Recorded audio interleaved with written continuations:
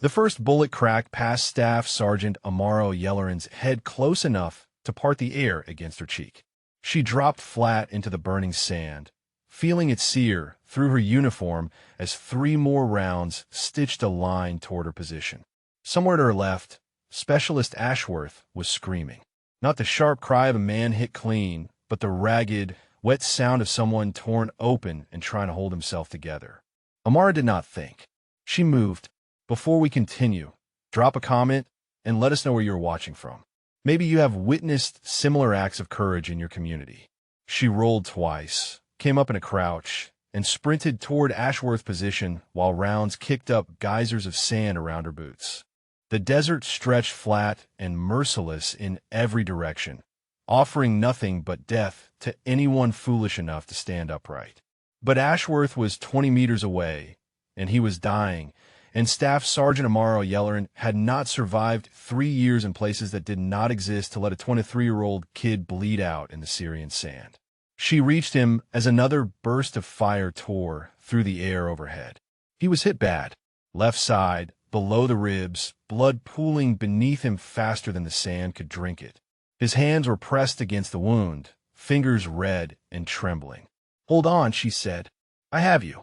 His eyes found hers, wild, terrified, but something in them steadied when he saw her face. She grabbed his drag handle and pulled. 180 pounds of gear and bleeding soldier, and she hauled him across the sand like he weighed nothing at all. The firing position was 10 meters back, a shallow depression where a wadi had carved through the earth 1,000 years ago. Not much cover. Enough. She got him into the depression and pressed her hands over his. "Keep pressure. Do not let go." "Where?" he gasped. "Where did they come from?" "Everywhere," she said. And she was right. The ambush had been perfect. Captain Hollister's team had been inserted by helicopter 90 minutes ago, tasked with reconnaissance on a compound 3 miles east. 17 American hostages. 6 hours until execution. Standard mission parameters, standard insertion protocol. And someone had known exactly where they would be. The extraction vehicle was burning 200 meters to the north. Black smoke rose into the pale sky like a signal flare announcing their deaths. Of the 12-person team, Amara could account for 5. Ashworth bleeding beneath her hands. 2 soldiers pinned down behind the burning vehicle. Captain Hollister somewhere to the south, his voice crackling over the radio with commands that no one could follow. And Master Sergeant Wren, the old veteran who had looked at Amara with dismissal in his eyes since the moment she had been attached to this team, now silent on comms. Another burst of fire. Closer this time. The shooters were advancing. Amara pressed harder on Ashworth's wound and listened, not to the gunfire, to the silence between the shots. 3 positions, maybe 4. Elevated terrain to the east, which meant they had the high ground. Overlapping fields of fire. Professional spacing. These were not local insurgents. These were trained fighters who had planned this ambush with precision. She knew the sound of professional killers. She had been one once, in places the army pretended did not exist. The radio crackled. "Oh, Yellerin." Hollister's voice, sharp with authority and something that might have been fear. "Where the hell are you?" "Wadi Depression, 200 meters south of the vehicle." "I have Ashworth. He's hit bad. Stay there." "That is an order. We are regrouping at the southern ridge." "Captain," she said, keeping her voice level despite the fire eating through the air above her head, "they have elevated positions to the east. If we move south, we're crossing their kill zone." "I said stay there, O'Yellerin. You're not tactical. You're logistics. Keep your head down and wait for extraction." The radio clicked off. Ashworth coughed, blood flecking his lips. "He called you logistics." Amara said nothing. She was watching the eastern ridge, counting muzzle flashes, calculating distances in her head without conscious thought. 200 meters elevation. Wind from the northwest at 8 miles per hour. 3 shooters in the primary position. 1 spotter, probably a command element further back. The information came to her automatically like breathing, like something she had been born knowing. "How?" Ashworth managed. "How can you tell where they are?" She looked down at him. His face was pale, going gray at the edges. Shock setting in. He needed extraction within the hour or the wound would kill him. "I listen," she said simply. The shooting stopped. In the sudden silence, Amara could hear the crackle of the burning vehicle, the distant shouts of men coordinating. They were repositioning, getting ready for the next phase. And then she heard something else. A voice she recognized. Master Sergeant Wren, somewhere to the northeast, calling for support. He was alive, and he was pinned down. Ashworth's hand found hers, weak but insistent. "Go. Help him. I am not leaving you." His laugh was wet, painful. "I'm already dead, Sergeant, but maybe it does not have to be." Amara looked at the young soldier. 23 years old. First deployment. He had been the only one on this team who had treated her like a person instead of an inconvenience. And now he was telling her to let him die. She thought of another soldier, another desert, another choice she had made 3 years ago that still woke her screaming in the dark. "No," she said. "You're not dying today. Neither is Wren. Neither is anyone else." She reached for her radio. "All elements, this is O'Yellerin. I have Ashworth stabilized at the southern wadi. Wren, what is your position?" Silence. Then Wren's voice, strained but steady. "Northeast of the vehicle. 30 meters. I have 2 wounded. Stay down. I am coming to you." Hollister cut in immediately. "Negative. I told you to stay put." "With respect, Captain." She pulled the tourniquet from her kit and began working on Ashworth's leg, where a second wound she had not seen was pumping blood into the sand. "Staying put is how we all die." She finished the tourniquet, checked that Ashworth was stable enough to survive the next 20 minutes, and raised her head just high enough to see the terrain between her and Wren's position. 30 meters of open ground. 3 enemy positions with overlapping fire. No cover. Impossible. The kind of odds she used to calculate for breakfast. Amara took a breath and ran. She made it to Wren in 11 seconds. 11 seconds of bullets snapping past her head, of sand exploding at her feet, of her lungs burning and her legs pumping, and every instinct screaming that she should be dead. But the shooters on the ridge were good, not perfect. They had expected the team to stay pinned. They had not expected a woman in a logistics uniform to sprint across open ground like she had done it 100 times before. She had, in places she could never speak about. Wren was behind a low rock formation, his body shielding 2 younger soldiers. One was unconscious. The other was holding a pressure bandage to his own neck, eyes wide with shock. Wren himself was bleeding from a gash across his forehead, but his hands were steady on his rifle. When Amara slid in beside him, he stared at her like she had materialized from the sand itself. "How the hell did you get here?" he demanded. "I ran. Through that." He gestured at the kill zone she had just crossed. They shoot high when they are repositioning. There was a 2-second window. Wren's eyes narrowed. Something shifted in his expression. The dismissal that had been there since the day she arrived flickered, replaced by something that looked almost like reassessment. "Who are you?" he asked quietly. "Staff Sergeant O'Yellerin, Logistics Coordinator, just like my file says." Before he could respond, the radio crackled with Hollister's voice. "All elements, fall back to the southern ridge. We regroup in 5. Wren keyed his radio. "Captain, I have 2 wounded who cannot move fast. Requesting support for extraction." "Negative. Get them moving or leave them. We do not have time." Amara watched Wren's face harden. The unconscious soldier at his feet was maybe 20 years old. The one holding his own neck wound was not much older. Leaving them meant death. She reached for her own radio. "Ashworth is stable at the southern wadi. I can provide cover while Wren moves the wounded." Hollister's response was immediate. "You will do nothing of the kind. You are not a combat element, O'Yellerin. You are a clerk who somehow got attached to my team, and I will not have you getting killed because you think you're something you are not." The radio clicked off. Wren looked at her. His eyes dropped to her hands, which had unconsciously moved to check her rifle's chamber, clear the ejection port, verify the magazine. Movements so automatic she had not even noticed herself making them. "Logistics Coordinator," he said flatly. "That is what my file says." The shooting started again. Rounds sparked off the rocks above their heads, showering them with fragments. The enemy was advancing. In 10 minutes, maybe less, they would have clear angles on this position. And two wounded soldiers who could not run. Ren made a decision. He pulled a smoke grenade from his vest and handed it to her. Pop this in 30 seconds. I will get these two moving toward the wadi. Can you keep their heads down? Amara took the grenade. She did not ask how. She did not explain.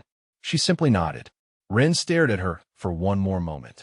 Then he grabbed the unconscious soldier and heaved him over his shoulder. The wounded man with a neck injury stumbled to his feet. 30 seconds, Ren said. Then he was moving. Amara counted. She had always been good at counting. Counting seconds between shots. Counting heartbeats between breaths. Counting the distance between herself and a target 2 miles away while the wind shifted and the world narrowed to a single point of focus. She pulled the pin at 28 seconds and threw at 30. The smoke bloomed white and thick, swallowing the terrain between the rocks and the wadi. She heard Ren moving through it, heard the enemy fire go wild as their visibility dropped to nothing. Then she raised her rifle and began to shoot. Not at targets, at positions, at the muzzle flashes she had memorized during her sprint across the kill zone. Suppressive fire, controlled and precise, each burst exactly where it needed to be to keep enemy heads down. She burned through 2 magazines in 45 seconds. By the time the smoke cleared, Ren had made it to the wadi. The wounded were with Ashworth, and Amara was already moving, falling back through terrain she had mapped in her mind during those 11 seconds of sprinting. She reached the wadi as the sun began its descent toward the horizon. 5 hours until dawn. 5 hours until 17 hostages would be executed. Hollister was waiting for her. He stood at the edge of the depression, his uniform torn, blood on his face from a wound she could not see. Behind him, the remains of his team gathered in silence. 7 soldiers, some wounded, all exhausted, all looking at her with expressions that ranged from confusion to suspicion to something that might have been respect. That was unauthorized, Hollister said. His voice was quiet. Dangerous. Amara met his eyes. It was necessary. I gave you a direct order, and I chose to save 3 lives instead of following it. The silence stretched between them. Hollister's jaw tightened. She could see the calculation in his eyes. Court-martial material. Insubordination. A logistics clerk who had disobeyed a direct order in combat. But there were witnesses. Soldiers who had seen her sprint through a kill zone. Soldiers who had seen her suppressive fire hold back an enemy advance. Soldiers who were looking at her now with questions in their eyes that Hollister could not afford to answer. We will discuss this later, he said finally. Right now we have a mission. He turned to address the team, and Amara let herself breathe. Her hands were trembling, not from fear, from something older, something she had buried 3 years ago in a desert on the other side of the world. She looked down at her rifle. Standard issue, adequate for close combat, useless at the ranges that lived in her muscle memory. Ren appeared beside her. He said nothing at first, just stood there, watching Hollister draw diagrams in the sand, explaining his plan for a night assault on the compound. Finally, Ren spoke. His voice was low, meant only for her. I have been in the army for 22 years. I have seen a lot of soldiers under fire. He paused. I have never seen anyone move like you moved today, or shoot like you shot. Amara kept her eyes on Hollister. I do not know what you mean. Ren was quiet for a moment. Then he said something that made her blood freeze. When you were calculating those positions, you were whispering numbers. Wind speed, distance, Coriolis adjustment. He turned to look at her. Those are not logistics numbers, Sergeant. Those are sniper numbers. She said nothing. Ren nodded slowly, as if she had confirmed something he already suspected. Whatever you are, he said, whatever they have you listed as in that file. He glanced toward Hollister, then back to her. I think before this night is over, we're going to need the real you. Amara watched the sun sink lower. 3 miles to the east, 17 Americans were waiting to die. And somewhere in the darkness ahead, the skills she had buried were waiting to be resurrected. The question was whether she could survive becoming that person again. Hollister's plan was suicide. Amara knew at the moment he finished drawing in the sand. Night assault, he said, pointing at the crude map he had scratched out. We move in 2 elements. Alpha takes the north wall, Bravo breaches from the east. Once inside, we locate the hostages and extract before dawn. Ren spoke first. Captain, we have 7 effectives. 3 wounded who cannot fight. The compound has an estimated 20 to 30 hostiles with fortified positions and overlapping fields of fire. Which is why we hit them at night, Hollister replied. Darkness is our advantage. Amara stared at the diagram. The compound was 3 miles east. Open desert terrain with minimal cover. Even at night, thermal optics would spot them long before they reached the walls. And once the shooting started, 20 against 7 was not a fight. It was an execution. She should stay quiet. That was what logistics coordinators did. They counted supplies and filed requisitions and kept their mouths shut when combat officers made tactical decisions. But 17 people were going to die. Captain, she said. Hollister's eyes snapped to her. The warning in them was clear. She continued anyway. The enemy knew our insertion point. They knew our route. They set a perfect ambush. That means they have intelligence on our operations. Your point, O'Yellerin. My point is that they will be expecting a rescue attempt. They will have thermal surveillance on every approach. A night assault plays directly into their defensive preparations. Hollister's expression hardened. And what would you suggest? Since you are apparently a tactical expert now. The words formed in her mind before she could stop them. Longue interdiction. Eliminate their security elements from distance before the assault. Remove their eyes and their heavy weapons. Then your breach team has a chance. Silence fell over the group. Ren was watching her with that same calculating look. The other soldiers exchanged glances. Hollister laughed. It was not a kind sound. Longue interdiction. He shook his head. From where exactly? There is no elevated terrain within a mile of that compound. And even if there was, we do not have a trained sniper on this team. We have riflemen, door kickers, and one logistics clerk who seems to think she knows more than officers who have been doing this for 15 years. Amara held his gaze. I am simply offering an alternative perspective. Your perspective is noted and rejected. He turned back to the group. We move at 2,300. Get your gear ready. The team dispersed. Amara stood motionless, watching Hollister walk away. Her hands were clenched at her sides. Ren appeared beside her. That was a good tactical assessment. It does not matter if you will not listen. No. Ren's voice was thoughtful. It does not. He paused. But it makes me wonder where a logistics coordinator learned to think like a sniper. Amara did not answer. She turned and walked toward the perimeter of their position, needing distance, needing air, needing to silence the voice in her head that sounded like a dead man telling her to take the shot. She walked for 5 minutes, checking the terrain, scanning for threats that her body hunted for automatically. The sun was nearly gone now, painting the desert in shades of orange and red. Beautiful, if you did not know that men with guns were waiting in the darkness ahead. She almost missed it. A depression in the sand, partially covered by a tarp the same color as the terrain. Enemy cache. Probably supplies left behind when the ambush team repositioned. She approached carefully, rifle raised, checking for booby traps. Nothing. Just equipment abandoned in the chaos of battle. She pulled back the tarp. Her heart stopped. Lying in the sand, nestled among ammunition boxes and radio equipment, was a rifle she knew better than her own hands. A Cheytac M200 Intervention. Long-range precision rifle. Effective range beyond 2,000 meters. The weapon of choice for impossible shots in impossible places. She had carried one just like it for 3 years. In the unit that did not exist.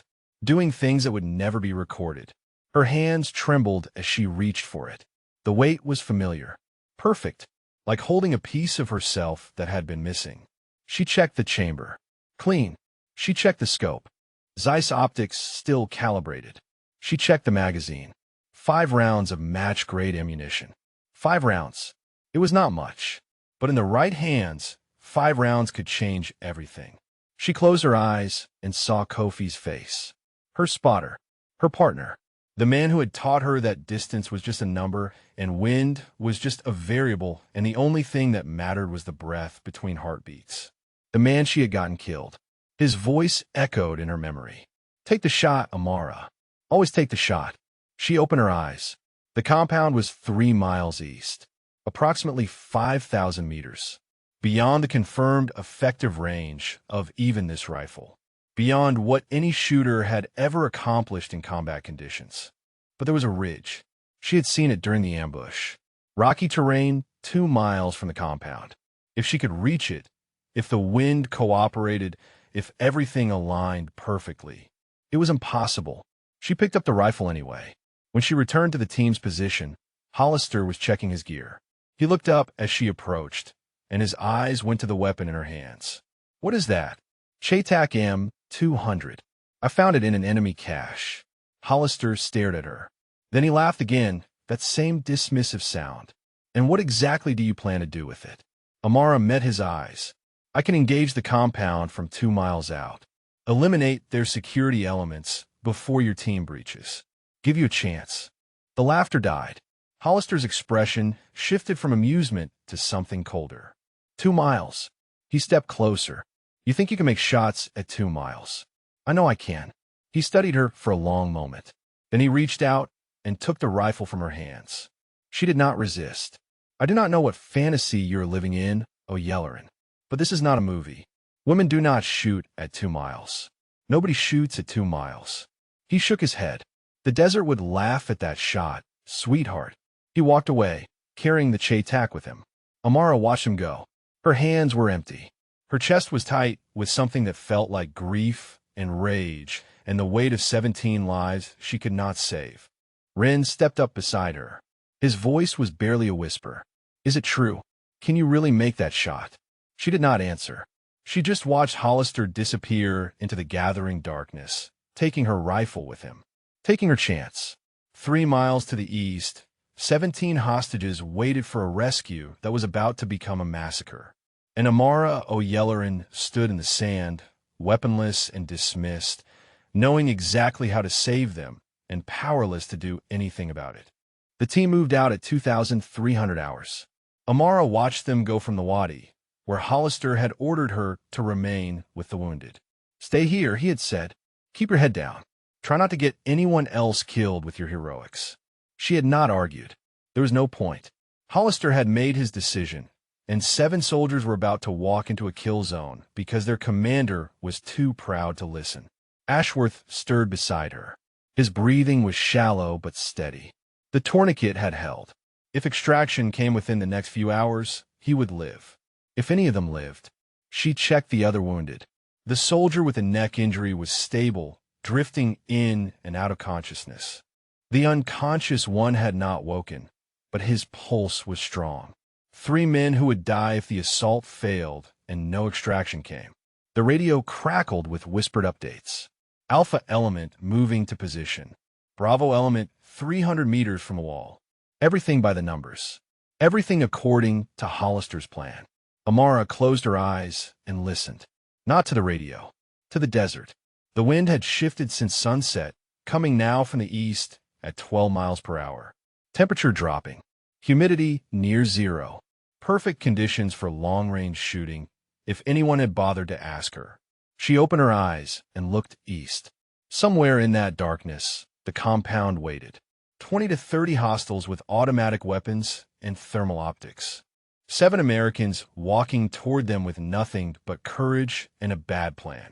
The first shots came at 23:47, not the controlled bursts of an American assault. The heavy, sustained fire of defenders who had seen the attack coming from a mile away. Amara grabbed the radio. Alpha, report. Static. Then Hollister's voice, strained and breathless. Contact. Heavy contact. They have thermal on every approach. We are pinned at the north wall. More gunfire through the radio. Screaming. The distinctive thump of grenades. Bravo is down, another voice shouted. Kowalski is hit. Torres is hit. We cannot advance. Amara's hands tightened on the radio. Fall back. Captain, you need to fall back. Negative. Hollister's voice was ragged. We push through. We have to push through. You cannot push through a prepared defense with half strength. You will all die. Then we die, Hollister snapped. But we do not abandon those hostages. The radio dissolved into chaos. Voices overlapping. Gunfire constant.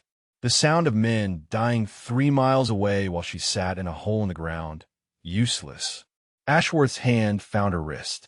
His grip was weak but insistent. Go, he whispered. I cannot leave you. You have to. His eyes were clear despite the pain. I heard what you said about that rifle. About 2 miles. His fingers tightened. If you can do what you said, then go do it. Save them. Amara looked at him. 23 years old, bleeding in the sand, and still thinking about everyone but himself. She thought of Kofi, of the last time she had held a Cheytac, of the shot she had made and the price she had paid. I do not know if I can, she said. The words came out before she could stop them. The last time I tried, someone died. Ashworth held her gaze. People are dying right now, Sergeant. He released her wrist. Whatever happened before, this is now. And right now, you are the only chance they have. The radio crackled again. Wren's voice this time, calm despite the gunfire in the background. All elements, this is Wren. Captain Hollister is down. Repeat, Hollister is down. I am assuming command. A pause. Then Wren spoke again, and this time his words were clearly meant for her. If there is anyone on this frequency who can provide long-range support, now would be the time. Amara stood. Her body was moving before her mind caught up. She crossed to Hollister's abandoned pack, which he had left behind when the assault began. The Cheytac was inside, along with the 5 rounds of ammunition. She pulled it out. The weight settled into her hands like coming home. Wren's voice again. We are pinned 200 meters from the compound. Heavy machine gun emplacement on the east tower. If someone does not take it out, we are all dead. Amara keyed the radio. Wren, this is O'Yellerin. I am moving to a firing position. Give me 15 minutes. Silence. Then Wren's response, stripped of all doubt. Copy that, O'Yellerin. 15 minutes. We will hold. She looked at Ashworth one last time. He managed a weak smile. Go be whoever you really are, he said. She ran. The rocky ridge was 2 miles from the compound. 1 mile from her current position. Across open desert, in darkness, carrying a 20-pound rifle and enough ammunition for 5 shots. She covered the distance in 18 minutes. Her lungs burned. Her legs screamed. But her hands were steady when she reached the rocks and dropped into a prone position. The compound sprawled before her in shades of gray and green through the scope's night vision. She could see the machine gun emplacement Wren had mentioned. Could see the muzzle flashes from the defenders. Could see the small shapes of American soldiers pinned behind inadequate cover. She checked the wind. 12 miles per hour from the east, gusting to 15. Distance to the machine gun position, 3,520 meters. 2.19 miles. Beyond the confirmed effective range of the rifle. Beyond what any combat shooter had ever achieved. Beyond what anyone would believe was possible. The desert would laugh at that shot, Hollister had said. Amara settled her cheek against the stock.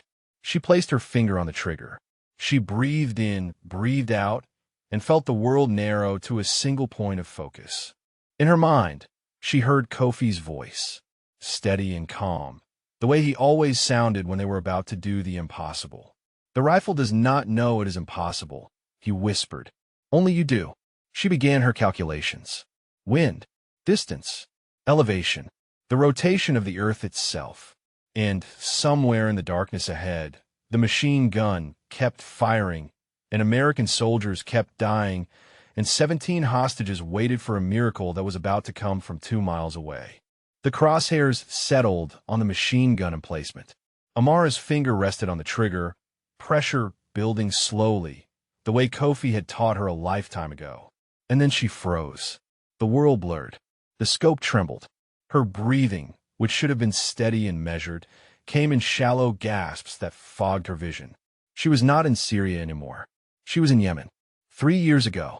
A different ridge, a different rifle, but the same impossible distance. The same weight of lives, depending on a single shot. The memory hit her like a physical blow. Kofi had been beside her that night. Her spotter. Her partner. The only person in the world who understood what she could do because he had helped her become it. They had been tracking a target for 6 days across terrain that would kill most soldiers. A terrorist leader responsible for the deaths of 43 Americans. Command wanted him eliminated, and they wanted it done from a distance that would leave no trace. 2 miles, Kofi had said as I pressed to the spotting scope. Wind from the south at 14 miles per hour. Target is stationary. You have a shot. She had taken it. The bullet had flown for nearly 3 seconds, crossing 2 miles of empty air, and found its mark with perfect precision. But the muzzle flash had given away their position. The enemy had thermal optics they were not supposed to have. Within seconds, return fire had erupted from 3 directions. Kofi had shoved her into cover as the first rounds tore through their hide. She remembered his hands on her shoulders, his voice in her ear. "Move, Amara. Move now." She remembered running, remembered the sound of bullets hitting flesh, remembered turning back to see Kofi on the ground, his chest torn open, his eyes finding hers across the distance. "Take a shot," he had gasped. Those were his last words. Not run, not save yourself. Take the shot. Always take the shot. She had carried those words for 3 years, carried them like stones in her chest, weighing her down, reminding her of what her gift had cost. Kofi had died because she had made an impossible shot, and she had sworn she would never make another. The radio crackled, pulling her back to the present. "Oh, Yellorin, where is that support?" Ren's voice was strained. "We're taking heavy casualties. Johnson is down. Martinez is down. That machine gun is cutting us apart." Amara tried to steady her breathing. The scope was still shaking. Her finger was still frozen on the trigger. "I cannot," she whispered. The words were meant for no one. For herself. For Kofi's ghost. "I cannot do this again." The machine gun kept firing. Through the scope, she watched tracer rounds streak toward the American positions. Watched soldiers scrambling for cover that did not exist. Watched men dying because she could not pull a trigger. Ren's voice again. "Oh, Yellorin, we need you. Now." Her vision blurred with tears. The weight of it crushed her. 17 hostages. 7 soldiers. All of them depending on her. And she could not move, could not breathe, could not do the one thing she had been born to do. Kofi's face swam before her. Not the way he had looked at the end, bloody and broken. The way he had looked before. Smiling. Patient. Teaching her to read the wind like poetry and feel the distance like music. "You are afraid," he had told her once during training. "That is good. Fear keeps you sharp. But fear is not your master, Amara. You are the master of fear." She had laughed at him then, had not understood what he meant. She understood now. The fear was real. The guilt was real. Kofi's death was a wound that would never fully heal. But the soldiers dying in front of her were real too. The hostages waiting for execution were real. And if she let her fear win, their blood would be on her hands alongside Kofi's. She heard his voice one more time. Not a memory this time. Something deeper. Something that felt like permission. "Take the shot, Amara. Always take the shot." She exhaled slowly. The scope steadied. The crosshairs found the machine gun emplacement again. Distance, 3,520 meters. Wind, 12 miles per hour from the east, gusting to 15. Temperature, 62 degrees. Humidity, 8%. Coriolis effect, 3.4 inches of drift at this latitude. The calculations flowed through her mind automatically. The numbers that Ren had heard her whispering. The language of impossible shots that only a handful of people in the world could speak. She adjusted her aim, compensated for wind, accounted for the bullet drop over 2 miles of flight, felt her heartbeat slow to a steady rhythm. One shot. That was all she had for this target. One chance to silence the machine gun and give Ren's team a chance to advance. She thought of Ashworth, bleeding in the wadi, telling her to go be whoever she really was. She thought of Ren, who had seen through her cover story and asked for her help anyway. She thought of Kofi, who had given his life so she could have moments exactly like this one. The trigger broke clean. The rifle roared, slamming back into her shoulder with familiar violence. The muzzle flash lit the ridge for a split second, announcing her position to anyone watching. She did not care. The bullet flew. 2 miles of desert air. Nearly 3 seconds of flight time. An eternity compressed into a single held breath. Through the scope, she watched the machine gun emplacement. The gunner's head snapped back. His body crumpled. The weapon fell silent. The radio erupted with voices. Machine gun is down. Say again, machine gun is down. Who the hell made that shot? Amara was already adjusting her aim. 4 rounds left. Multiple targets. And somewhere in that compound, 17 Americans were running out of time. She found her next target, steadied her breathing, and pulled the trigger again. The second shot dropped a spotter on the compound's east wall. The third took out a rifleman who had been pouring fire into Wren's position. The fourth silenced a second machine gun emplacement that had started repositioning toward the American advance. 4 shots. 4 kills. All from 2 miles away. Amara had 1 round left. Through the scope, she watched Wren's team begin to move. They advanced in short bursts, covering each other, exploiting the sudden gaps in the enemy's defensive perimeter. The compound's defenders were in disarray. Their heavy weapons were gone. Their spotters were gone. And they had no idea where the death was coming from. She scanned for targets. The remaining hostiles had pulled back from exposed positions, seeking cover inside the compound's buildings. Smart. They knew something was hunting them from distance, even if they could not find it. The radio crackled. Wren's voice, breathless but steady. "O'Yellerin, I do not know how you're doing this, but keep doing it. We are 50 meters from the wall. 1 round remaining," she replied. "Make it count." "Copy. We are breaching in 2 minutes." She watched the move. 5 soldiers now. 2 had fallen during the initial assault, before she had started shooting. Their bodies lay in the sand, dark shapes that would haunt her later. But 5 were still alive, still fighting, still pushing toward the hostages because she had given them a chance. The radio squawked with a different voice, a voice she had not heard in 3 years. "Staff Sergeant O'Yellerin, this is Lieutenant Colonel Vance. Do you copy?" Amara's blood went cold. Meredith Vance, JSOC commander. The woman who had recruited her into Ghost Unit a lifetime ago. The woman who had signed off on the Yemen mission. The woman who knew exactly what Amara was capable of because she had helped create it. She keyed the radio. "I copy, Colonel." "Good." Vance's voice was calm, professional, utterly unsurprised by what was happening. "I have been monitoring this frequency since the ambush. You have performed exceptionally." Amara said nothing. Her mind was racing. Vance had been monitoring. Vance knew she was here. Vance had known all along. "I imagine you have questions," Vance continued. "Why you were attached to this team. Why a logistics coordinator was assigned to a high-risk hostage rescue operation." The thought had crossed my mind. "The answer is simple, O'Yellerin. I put you here because I knew this mission would require capabilities that do not officially exist. Capabilities that only one person in the military possesses."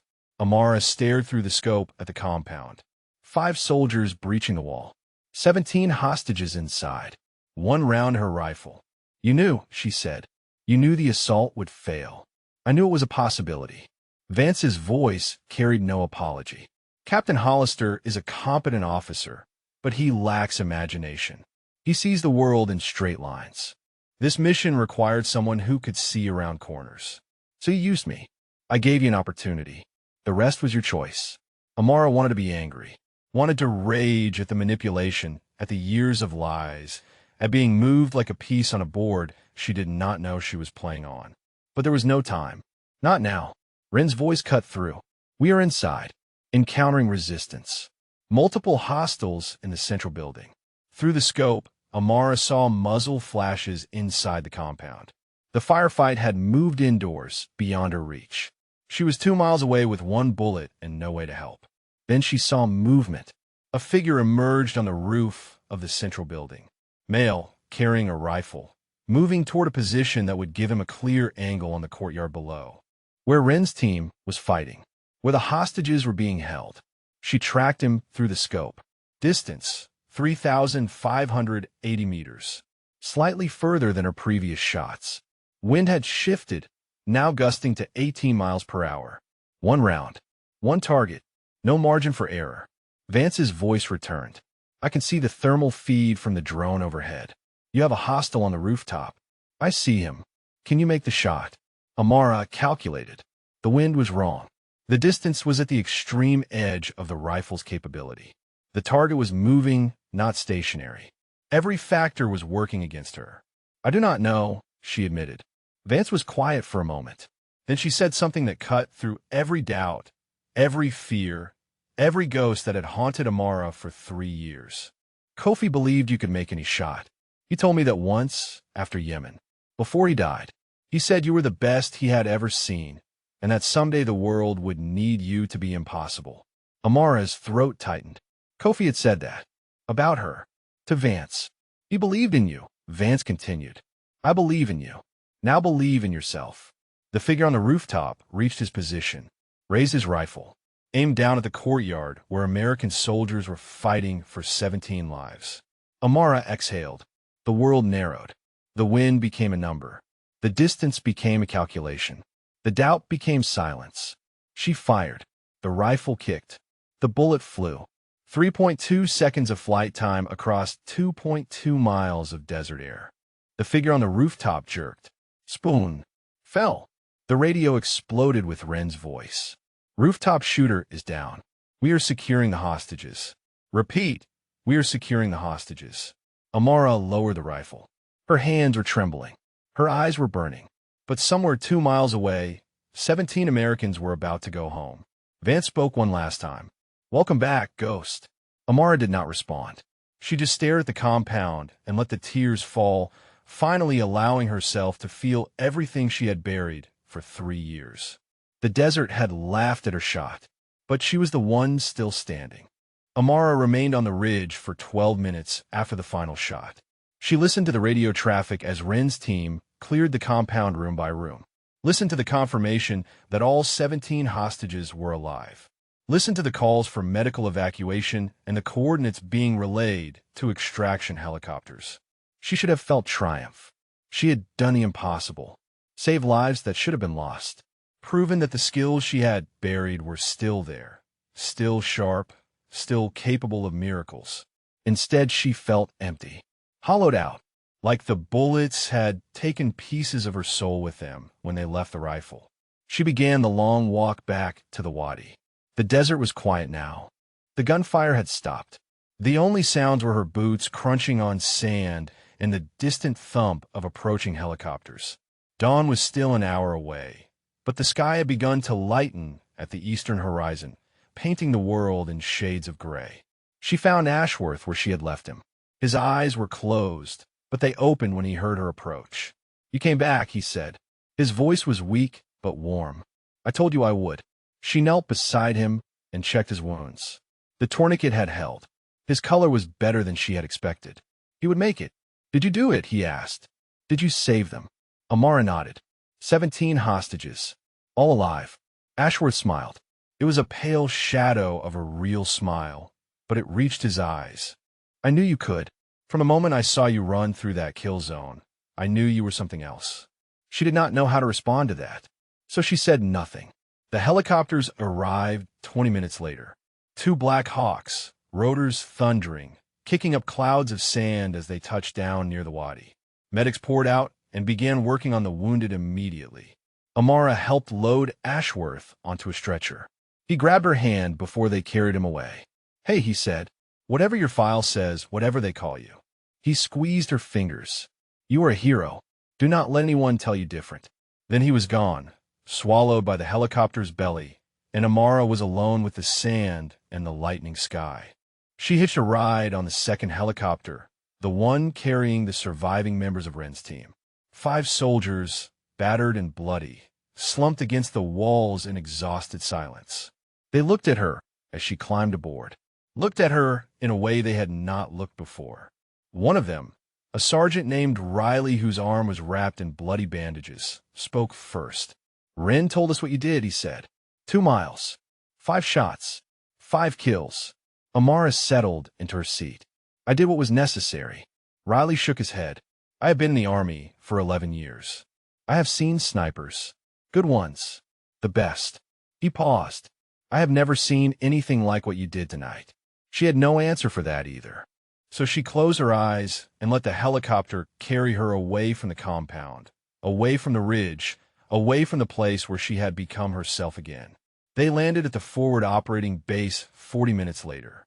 The sun was cresting the horizon now, spilling golden light across the tarmac. Medical teams rushed to meet them, taking the wounded to the field hospital, directing the able-bodied toward debriefing. Amara stepped off the helicopter and stopped. Ren was waiting for her. He looked like he had walked through hell. His uniform was torn and blood-stained. A fresh bandage covered his left arm. His face was gray with exhaustion, but his eyes were clear.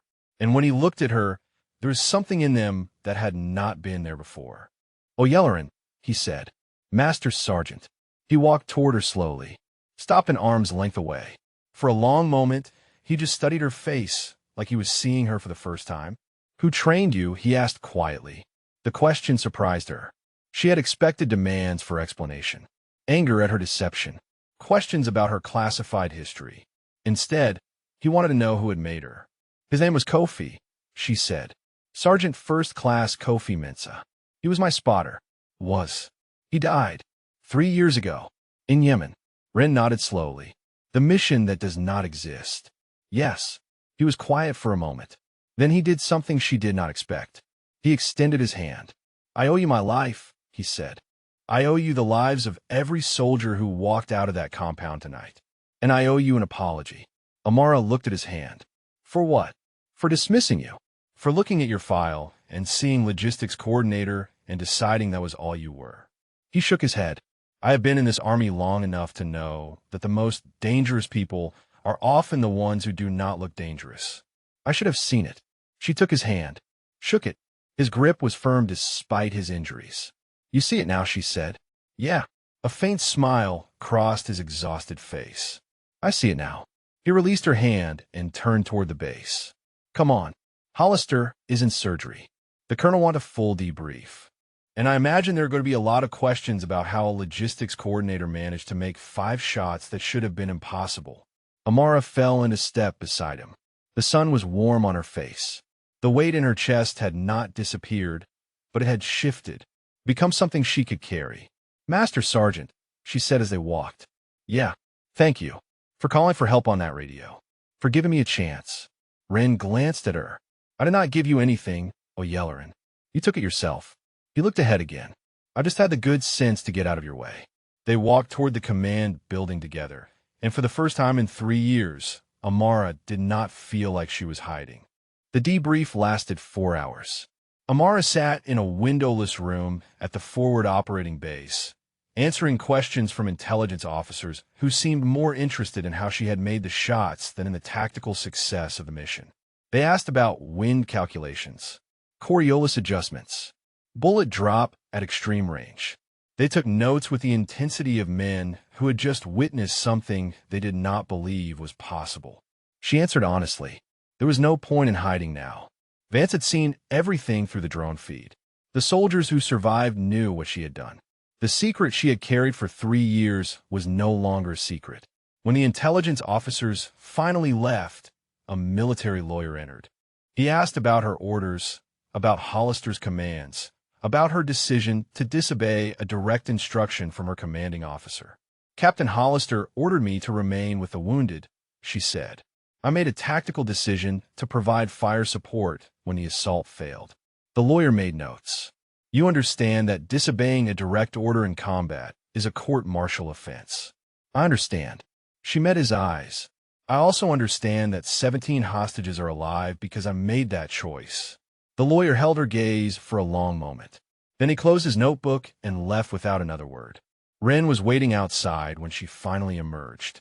He had showered and changed into a fresh uniform, but the exhaustion still hung on him like a weight. "How bad?" he asked. "They are not sure what to do with me." She fell in a step beside him as they walked toward the mess hall. "I disobeyed orders. I revealed capabilities that are supposed to be classified. I operated outside my designated role." Ren grunted. "You also saved the mission. Saved lives. Made shots that nobody else in the world could have made. That does not always matter to the people who write the reports." "No." He pushed open the mess hall door. but it matters to the people who are still breathing. They ate in silence. The mess hall was nearly empty at this hour, just a few soldiers grabbing coffee before their shifts. Amara picked at her food without tasting it. Her body was demanding rest, but her mind would not quiet. She kept seeing the compound through her scope, kept feeling the rifle kick against her shoulder, kept hearing Kofi's voice telling her to take the shot. Ren spoke without looking up from his tray. Hollister is out of surgery. How is he? He will live. Took 2 rounds to the leg, 1 to the shoulder. He will be on a desk for the next 6 months minimum. Amara nodded. She did not wish injury on anyone, not even a man who had dismissed her and nearly gotten his team killed. He is awake, Ren continued, and he is talking. About what? Ren finally looked at her. About the mission. About who provided the fire support that saved his team. He set down his fork. He is telling command that it was coordinated sniper support from an asset he called in. Amara went still. He is taking credit. He is trying to. Ren's expression was unreadable. But there are 7 soldiers and 17 civilians who know exactly what happened out there. And I have already submitted my after-action report with the full details. Why would you do that? Because the truth matters. Ren leaned back in his chair.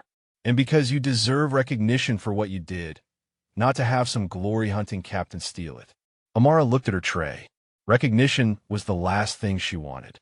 She had spent 3 years hiding from what she was, burying the skills that had gotten Kofi killed. The idea of medals and commendations felt obscene. I did not do it for recognition, she said quietly. I know.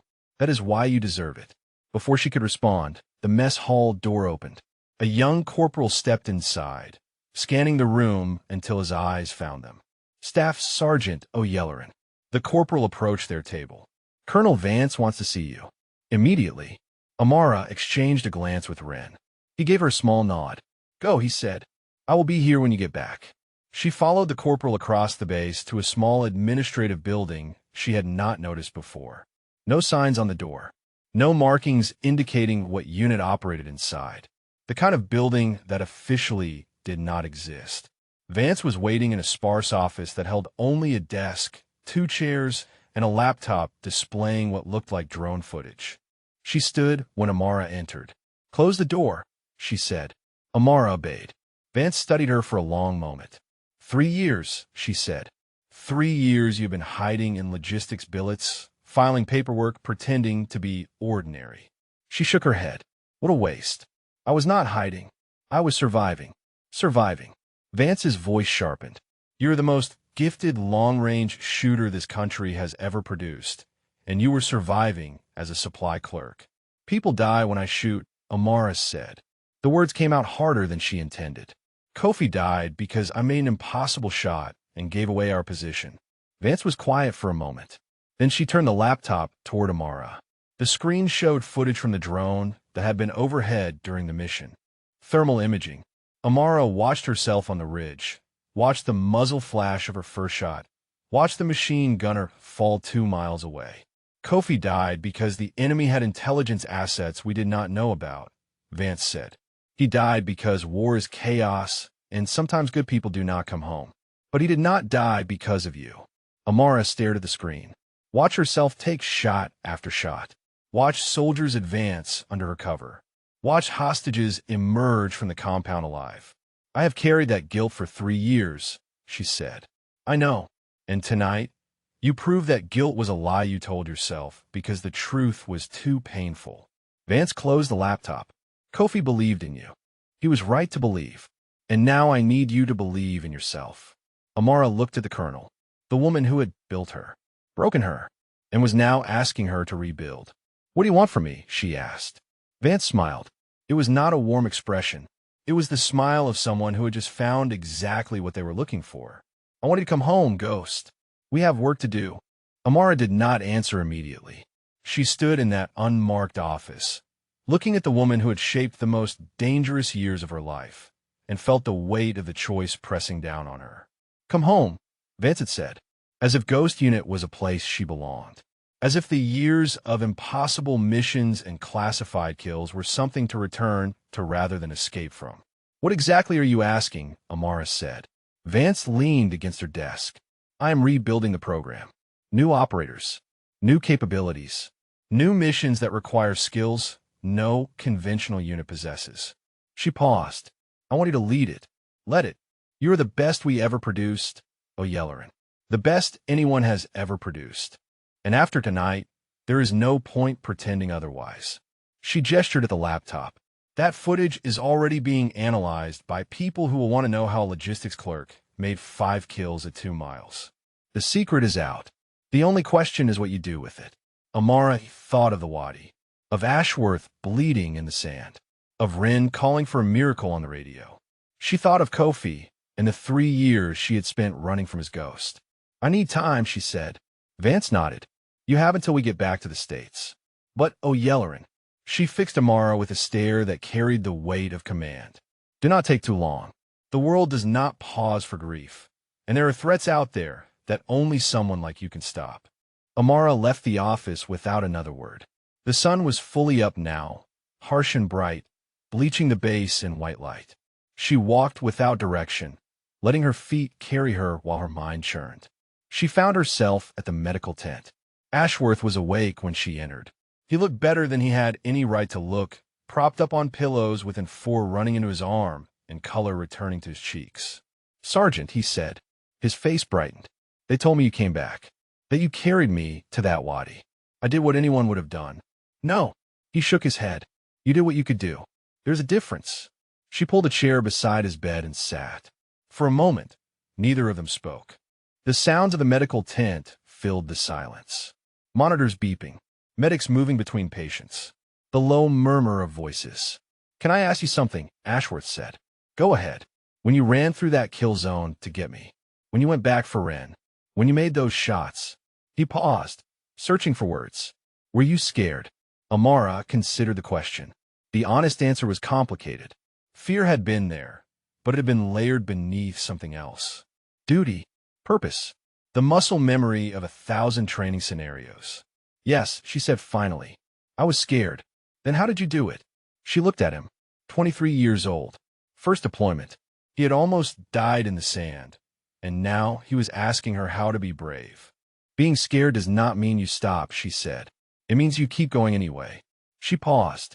Someone taught me that once. Someone who believed that fear was not the enemy. Giving in to fear was the enemy. Ashworth nodded slowly. He was quiet for a moment.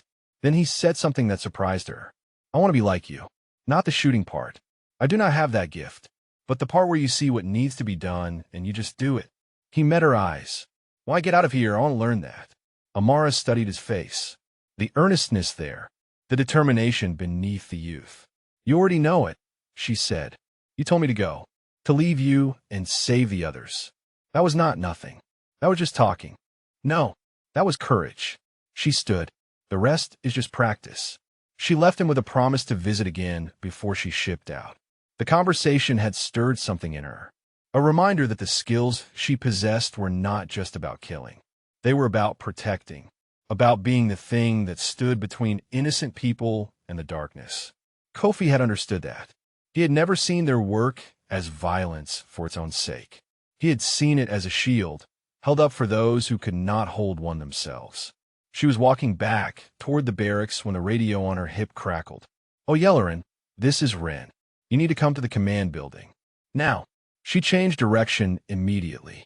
Something in Ren's voice told her this was not routine. She double-timed across the base, weaving between vehicles and personnel until she reached the squat concrete structure that served as the Tactical Operations Center. Ren met her at the door. His expression was tight. What is happening? She asked. Hollister woke up an hour ago. He has been talking to anyone who will listen. Ren's jaw clenched. He is claiming you went rogue, that you disobeyed orders and endangered the mission. He is demanding a formal investigation. Amara felt something cold settle in her stomach. I save his team. I save the hostages. I know, but he has rank, and he has connections. He pushed open the door.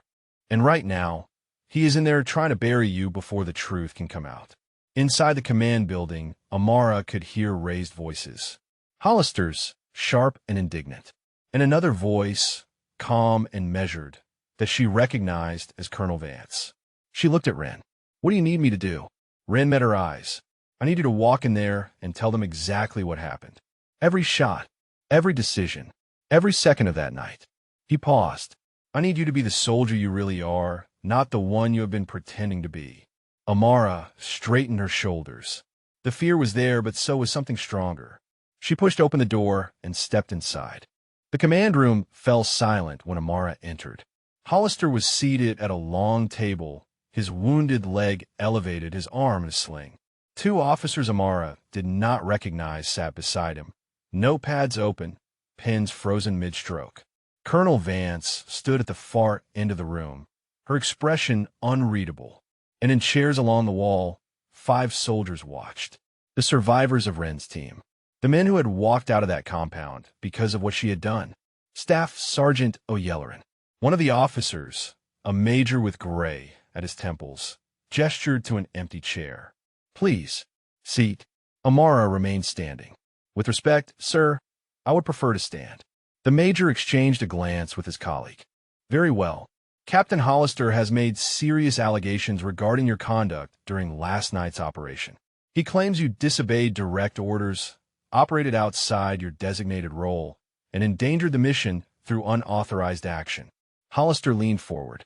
She abandoned her post, left wounded soldiers unattended, and then she took a weapon that was not assigned to her and started shooting without authorization. His voice rose. She could have compromised the entire operation. Amara looked at him, the man who had dismissed her, mocked her, taken her rifle, and told her the desert would laugh at her shot. May I respond? She asked the major. Please. She took a breath. Captain Hollister ordered me to remain with the wounded during the assault. I did so until I heard his team taking heavy casualties and the mission failing. I then made a tactical decision to provide fire support from an elevated position approximately 2 miles from the compound. 2 miles. The second officer, a lieutenant colonel, raised an eyebrow. That is beyond the effective range of any standard rifle. I was not using a standard rifle, sir. I recovered a Cheytac M200 intervention from an enemy cache. I made 5 shots at distances between 3,520 and 3,580 meters. All 5 were confirmed kills on hostile targets that were actively engaging American forces. Silence. The officers stared at her. Hollister broke first. That is impossible. Nobody makes shots at that range. Nobody. Amara turned to face him. You are alive because I made those shots, Captain. Your team is alive. 17 hostages are alive. She kept her voice level. I understand that you find that difficult to accept, but difficulty does not change facts. Hollister's face reddened. You disobeyed a direct order. I saved your life. You went rogue. I did my job. The job I was trained for. The job that Colonel Vance assigned me to this mission to perform. Every eye in the room turned to Vance. The colonel stepped forward. She moved slowly, deliberately, letting the weight of her presence fill the space. Staff Sergeant O'Yelleran was attached to this mission by Joint Special Operations Command, she said. Her file lists her as a logistics coordinator because certain capabilities are not meant to appear in personnel records. She stopped beside Amara. But I can confirm that she is a graduate of programs that do not officially exist, trained in skills that are not publicly acknowledged, and qualified to make tactical decisions in situations exactly like the one she faced last night. Hollister's mouth opened. Closed. Open again. You knew, he said. You knew what she was. I knew what she could do. Vance's voice was ice. What I did not know was whether she would choose to do it. That was her decision, and she made the right one. The major cleared his throat. Colonel, with respect, the chain of command exists for a reason. If every soldier decided to ignore orders based on their own judgment, we would have chaos. Vance turned to him. Major, I have the drone footage from last night's operation. I have the thermal imaging. I have a ballistic analysis. She paused. Would you like me to show you exactly what happened when Captain Hollister's plan encountered reality? The major shifted uncomfortably. That will not be necessary. Then let me be clear. Vance looked around the room, meeting every eye. Staff Sergeant O'Yelleran did not go rogue.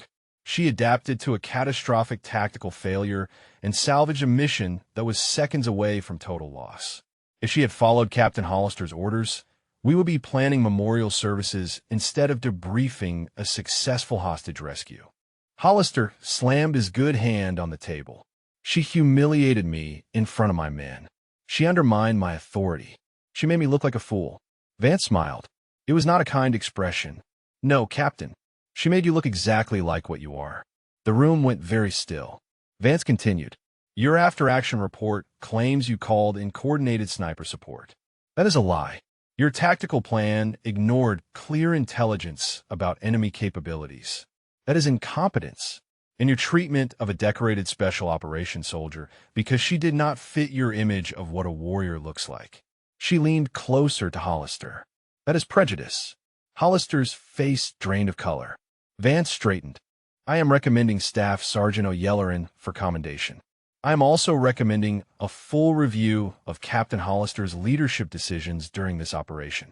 She looked at the Major. Unless there are objections. The Major glanced at his colleague. At Hollister. At the 5 soldiers along the wall, who were watching with expressions that made their loyalties clear. No objections, he said quietly. Vance nodded. Then we are done here. Amara walked out of the command building into the sunlight. Her heart was pounding. Her hands were steady. Ren fell in a step beside her. That was something, he said. She did not know how to respond. So she just kept walking, letting the warmth of the sun soak in her skin, feeling lighter than she had in 3 years. Behind her, Hollister's career was ending. Ahead of her, something new was beginning. She was not sure what came next. But for the first time since Yemen, she was ready to find out. 3 days passed before the transport back to the States. Amara spent them in a strange limbo. The base knew what she had done now. Word traveled fast in military circles, and the story of the logistics clerk who had made impossible shots grew larger with each retelling. Soldiers she had never met nodded to her in the mess hall. Officers who had ignored her existence suddenly remembered her name. She found it exhausting. On the second day, she visited Ashworth again. He was stronger now, sitting up in bed, arguing with the nurses about when he could return to duty. They want to send me home, he told her. Medical discharge. Say my recovery will take too long. How do you feel about that? He was quiet for a moment. I thought I would be relieved. Get out of the desert. Go back to normal life. He looked at her. But after what happened out there, I do not know if normal life fits anymore. Amara understood that feeling. She had lived with it for 3 years. The sense that combat had carved something out of you and filled the space with something else. Something that did not translate to civilian existence. Give it time, she said. You will figure out where you belong. Where do you belong, he asked. She did not have an answer. On the 3rd day, Ren found her on the roof of the barracks, watching the sun set over the desert.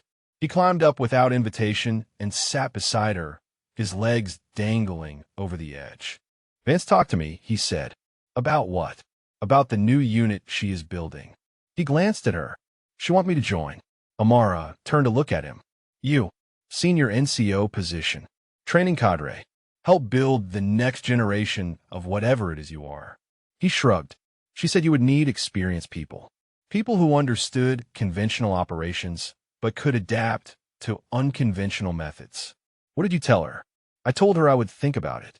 He paused. But I wanted to talk to you first. Why? Because if I do this, I am following you. He met her eyes. And I need to know if you are someone worth following. The question hung between them. Amara looked back at the sunset. The sky was painted in shades of orange and purple, the same colors that had marked the dawn when she had walked back from the ridge with an empty rifle and a changed soul. I do not know if I am worth following, she said honestly. I spent 3 years running for what I am. Hiding. Pretending to be ordinary because the alternative scared me. And now I'm tired of running. She exhaled slowly. Kofi used to say that gifts are not given so we can hide them. They're given so we can use them to help others.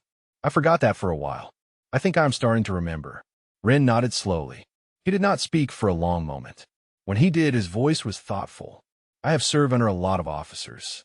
A lot of leaders. Some were good. Some were terrible. A few were exceptional. He turned to face her fully. You know what separated the exceptional ones from the rest? What? They did not ask people to follow them. They just moved in the right direction, and people followed because they knew it was right. He paused. When you ran through that kill zone, you did not ask anyone to come with you. You just went.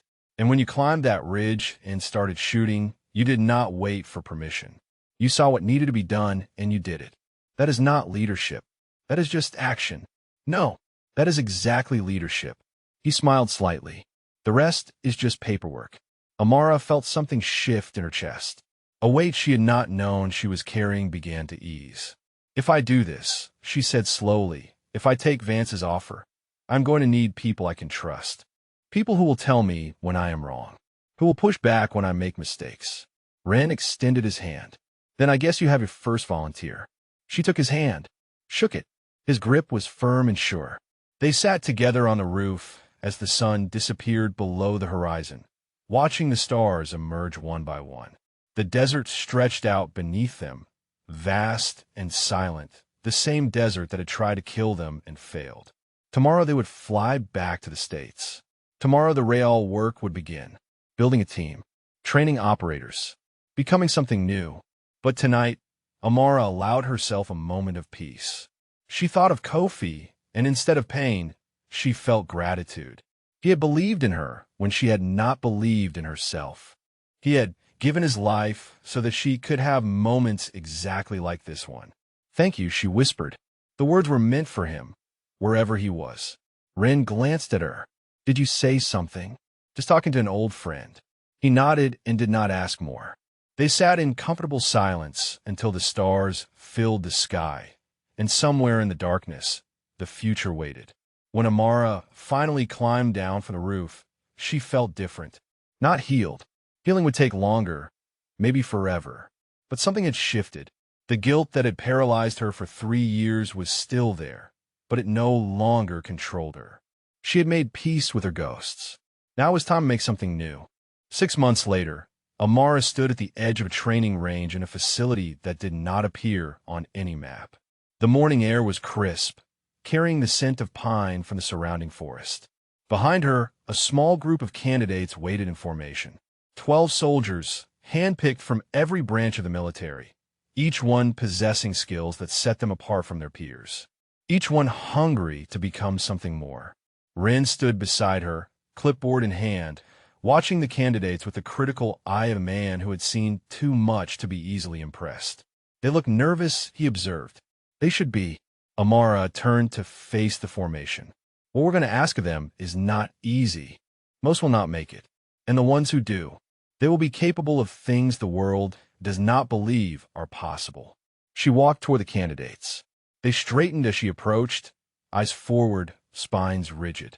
She could see the questions in their faces. Who was this woman? What could she teach them that they did not already know? She stopped in front of them and let the silence stretch. You are here because someone believes you have potential, she said. You are here because your records show exceptional performance, unusual aptitude, the capacity for greatness. She paused. None of that matters now. She began to walk along the line, looking at each face in turn. In this program, you will be pushed beyond what you think is possible. You will be asked to make shots that physics says cannot be made, to operate in conditions that would break ordinary soldiers, to become invisible, untraceable, and absolutely lethal. She stopped at the end of the line. Some of you will fail. Some of you will quit. Some of you will discover that the person you thought you were is not the person you need to become. She turned to face them fully. But those of you who make it through will join a legacy, a tradition of warriors who do the impossible because someone has to. A young woman in the front row caught her attention. Early 20s, dark hair pulled back tight, eyes that held steady despite the intensity of the moment. Something in her posture reminded Amara of herself a lifetime ago. After the briefing, she approached the young woman. What is your name, soldier? Private First Class Diana Okonkwo, Staff Sergeant. Okonkwo. Amara nodded. Where are you from? Houston, Staff Sergeant. 3rd Ward. Amara allowed herself a small smile. I grew up 10 blocks from 3rd Ward. She studied the young woman's face. Why are you here, Okonkwo? The private hesitated. Then something shifted in her expression. The careful mask slipped, revealing something raw beneath. Because I want to matter, she said. I want to do something that makes a difference. Something real. She met Amara's eyes. I heard about what you did in Syria. 5 shots at 2 miles. 17 lives saved. She paused. I want to learn how to do that. Amara was quiet for a moment. The weight of the young woman's words settled over her. This was why Vance had asked her to build this program. Not just to create weapons, but to create purpose. To take soldiers who felt lost and show them what they could become. The shots are the easy part, Amara said. Learning to calculate distance and wind, to control your breathing, to squeeze the trigger at the perfect moment. That is just mechanics. She paused. The hard part is learning when to shoot and when not to. Learning to carry the weight of the lives you take and the lives you save. Learning to live with the ghosts. Okonkwo nodded slowly. Did you have to learn that? Every day, Amara looked toward the distant mountains. I had a teacher once, a man named Kofi. He taught me that our skills are not gifts for ourselves. They are responsibilities, tools to protect people who cannot protect themselves. What happened to him? He died, saving my life. She turned back to Okonkwo. And every shot I make now, I make for him, to honor what he taught me, to prove that his sacrifice meant something. The young private was silent for a long moment. Then she straightened her shoulders. I am ready to learn, Staff Sergeant. Amara nodded. Then report to the range at 0600 tomorrow. We start with fundamentals. She watched Okonkwo walk away, seeing echoes of her own journey in the young woman's determined stride. The cycle was continuing. Knowledge passed down. Legacy carried forward. Ren appeared beside her. Found a promising one. Maybe. Amara turned toward the command building. We will see if she has what it takes. They walked together in comfortable silence. 6 months of building this program, of screening candidates, of designing training protocols that would push human capability to its limits. 6 months of becoming the leader Vance had asked her to be. She still visited Kofi's grave when she could, still spoke to him in quiet moments. But the conversations had changed. They were no longer apologies. They were reports, updates on the work she was doing, the soldiers she was training, the difference she was making. If you enjoyed this story, drop a comment and let us know your favorite part, or share if you have ever witnessed someone discover their true potential. Ren spoke as they reached the building. Command sent the latest intel briefing. There is a situation developing overseas. Hostages. Fortified compound. They paused at the door. Sound familiar? Amara allowed herself a slight smile. How far is the shot? Preliminary estimates say about 2,400 meters. She pushed open the door. Then we better get our candidates ready. Inside, the work continued. Training schedules to review. Equipment requests to approve. 100 small details that added up to something larger than herself. But in quiet moments, when she looked out over the training range and watched her soldiers pushing themselves beyond what they thought possible, Amara felt something she had not felt in years. Peace. The desert had laughed at her shot once, but she had proved that the impossible was just a word, a limitation that existed only in the minds of those who accepted it. And now she was teaching others to laugh back.